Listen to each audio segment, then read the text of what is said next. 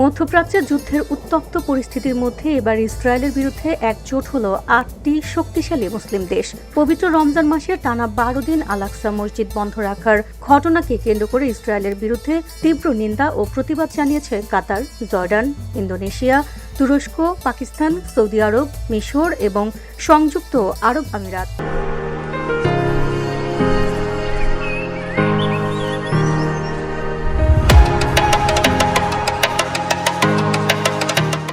বুধবার এক যৌথ বিবৃতিতে দেশগুলোর পররাষ্ট্রমন্ত্রীরা বলেন, পূর্ব জেরুজালেমের পুরনো শহর ও পবিত্র উপাসনালয়ে ফিলিস্তিনিদের প্রবেশে ইসরায়েলের বিধিনিষেধ আন্তর্জাতিক আইন ও মানবাধিকার সনদের স্পষ্ট লঙ্ঘন। বিবৃতিতে আরও বলা হয়, আল-আকসা মসজিদ বন্ধ রাখার সিদ্ধান্ত সম্পূর্ণ অবৈধ, অযৌক্তিক এবং উস্কানিমূলক।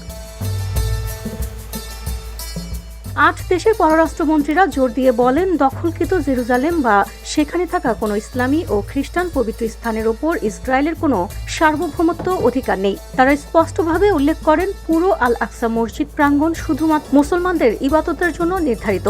একই সঙ্গে স্মরণ করিয়ে দেওয়া হয়, আল-আকসা মসজিদের দেখভাল ও প্রশাসনের সম্পূর্ণ আইনগত দায়িত্ব রয়েছে জর্ডানের জেরুজালেম ওয়াকফ বিভাগের ওপর। যৌথ বিবৃতিতে ৮টি দেশ ইসরায়েলকে অবিলম্বে আল-আকসার সব ফটক খুলে দেয়া এবং মুসল্লিদের নির্বিঘ্নে প্রবেশ নিশ্চিত করার জোর দাবি জানিয়েছে।